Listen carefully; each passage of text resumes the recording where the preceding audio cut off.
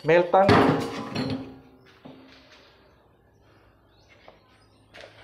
Milk tank grinder from Shopee.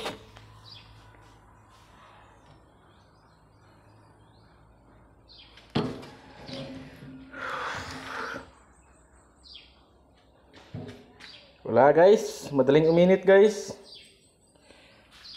Tingnan nyo, ito lang ang trabaho nyo.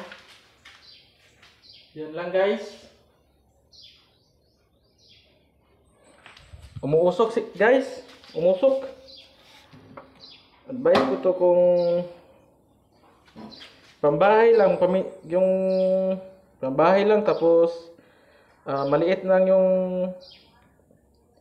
katingin. Pwede ito, pero pag construction guys, hindi ito pwede guys. Kasi umiinit siya guys, tapos umuusok yung dito nyo. Dito. Sobrang init. Yan lang ang ko nyo. Yan o. Ayan lang. Yan lang. So, advice ko guys, milk tank. Nabili ko to sa Shopee.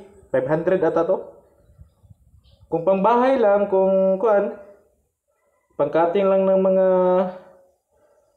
aluminum, mga plastic, ganyan, or mga basta maninipis lang, okay lang to guys. Pero pag ganito na guys, wala guys.